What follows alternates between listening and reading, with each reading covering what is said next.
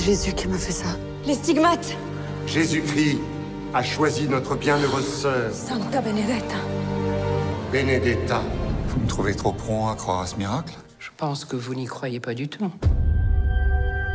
Prenez-moi! Prenez-moi! Tu t'appelles comment? Sœur Benedetta, et toi? Bartholoméa. Je vais y tomber. Sœur Benedetta? Salut, c'est Decade. Salut, c'est Sienna. On vient de voir Benedetta et on va vous en parler en 5 points.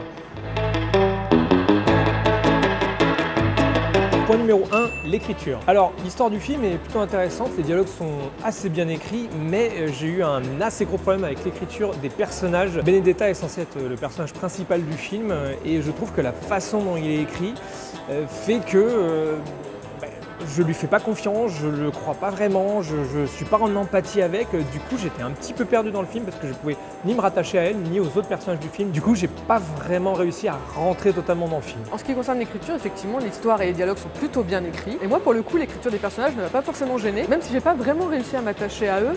Je pense que ça faisait partie de la stratégie de Verhoeven. Le fait qu'il ne soit pas manichéen et que le doute plane sur la véracité de la plupart des faits, c'est un vrai parti pris et moi ça m'a plutôt séduite. Point numéro 2, le propos. Du fait que j'ai déjà des problèmes avec le point de vue adopté par le film, et du coup j'ai eu du mal à saisir pleinement son propos. J'arrive plutôt à voir les idées très progressistes qu'avance le film, mais comme ces idées sont soutenues par des personnages auxquels je ne fais pas confiance et qui ne me sont pas vraiment sympathiques, et du coup je ne sais pas si je suis censé être en empathie avec eux ou pas vraiment, quoi. Donc encore une fois, je ne sais pas exactement ce que Verhoeven a essayé de faire, à part une succession de provoques assez faciles, bon, amusantes certes, mais où tu veux en venir?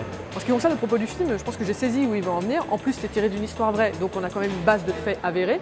Et il a pris aussi certaines libertés. Libertés qui peuvent effectivement placer le spectateur dans une position assez inconfortable vis-à-vis des personnages, ou du personnage en l'occurrence, mais qui moi ne me dérange pas et même j'aime bien. C'est un parti pris qui, quand il est mal fait, peut rendre un film vraiment mauvais, mais là, c'est vraiment pas le cas. Point numéro 3, la réalisation. Alors j'ai trouvé que par rapport à elle, son précédent film, la réalisation de Verhoeven était cette fois un petit peu plus réveillée, quand même un petit peu plus vivace. Mais étant moi-même un grand fan de Verhoeven, enfin surtout de sa période américaine, j'étais quand même très déçu par une réalisation finalement, compétente, carrée, mais quand même assez plate, pas très inventive. Comme dans Elle, on est à la limite du téléfilm pour moi, mais bon, du téléfilm quand même soigné, mais je me demande vraiment où est passé Verhoeven, quoi. Pour moi, il n'a pas pris le temps d'instaurer des ambiances, de faire vraiment savourer les décors. Il n'a pas eu vraiment l'art et la manière de te faire vivre dans ce couvent et de te le faire vraiment respirer la poussière, etc.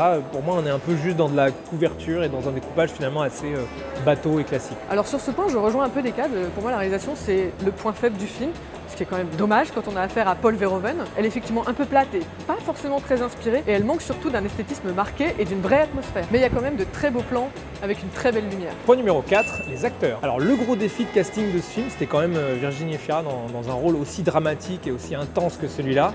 Et pour ma part, j'ai pas vraiment été convaincu. Virginie Efira, en général, j'ai pas forcément de gros problèmes avec elle, mais je suis pas un fan de son jeu. Et là, je trouve que le rôle est vraiment beaucoup trop gros et complexe pour elle. Mais en même temps, je trouve qu'un tiers du casting du film joue finalement très mal, en fait. Donc c'est peut-être pas entièrement de sa faute. Il y a vraiment des acteurs, j'avais l'impression d'entendre lire au lieu de jouer, ou d'autres qui avaient vraiment des charismes vraiment très en deçà du charisme qu'ils sont censés avoir. Bon, par contre, quand même, les 2 tiers des acteurs qui restent donnent une performance quand même très bonne. Daphné Pataki est une vraie découverte, elle est vraiment très douée et très convaincante dans le film. Et pour moi, Lambert Wilson, bon, même s'il est en léger surjeu, sauve un petit peu le film de la catastrophe en ce qui me concerne. Alors moi, pour le coup, je suis pas du tout d'accord avec Decade en ce qui concerne les acteurs. À part 2-3 seconds rôles qui sont peut-être un peu à côté de la plaque, pour moi, ils sont tous plutôt convaincants. Mais le film a un petit côté théâtral qui peut entraîner un certain surjeu, qui peut déranger certaines personnes. Et pour le coup, en ce qui concerne Virginie Efira, je suis pas du tout d'accord. Moi, je l'aime, je l'adore depuis des années et je trouve qu'elle est sur une pente ascendante. En plus, depuis quelques films, c'est impressionnant. Et en effet, on peut avoir l'impression qu'elle surjoue légèrement dans ce film. Mais en fait, c'est le personnage qui surjoue,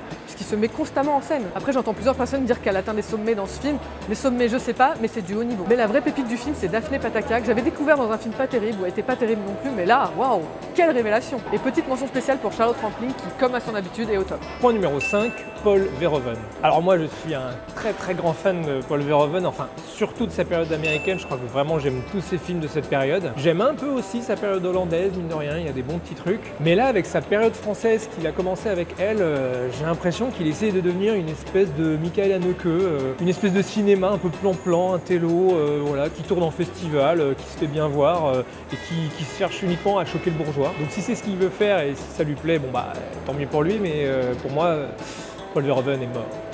Alors moi aussi, je suis très fan de la période américaine de Verhoeven. Et effectivement, là, on est sur un Verhoeven plus vieillissant, peut-être moins percutant, même moins pertinent. Mais je suis pas d'accord sur Elle, par exemple. Moi, j'avais beaucoup aimé. J'avais trouvé que c'était un film assez ambitieux et j'ai envie de dire idem pour Benedetta. En conclusion, j'ai trouvé que Benedetta était un thriller religieux, bon, quand même bien mené, assez riche, culotté, avec beaucoup d'idées intéressantes, mais qui n'a vraiment pas réussi à me séduire, à me parler. Voilà, je suis vraiment resté à côté du film. Ça reste quand même un film assez amusant pour moi, pour son côté provoque, mais sans plus, quoi.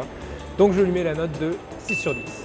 Alors en conclusion, moi vous l'aurez compris, j'ai bien aimé, même si c'est pas le film choc annoncé avec ces scènes ultra crues et ultra crades. Mais moi j'ai beaucoup aimé, en plus il y avait pas mal d'humour, ce qui n'était pas forcément attendu, même s'il traitait un sujet grave sur un ton décalé, c'est un peu la marque de fabrique de Verhoeven. Et puis surtout il dure plus de 2 heures et je les ai pas vus passer, je me suis pas du tout ennuyée. Du coup je vais lui mettre la bonne note de 7 sur 10. On ne comprend pas toujours les instruments de Dieu. Peut-être a-t-il mis Benedetta en transe, ou bien Dieu nous a envoyé une folle qui débite des sottises pour servir ses desseins.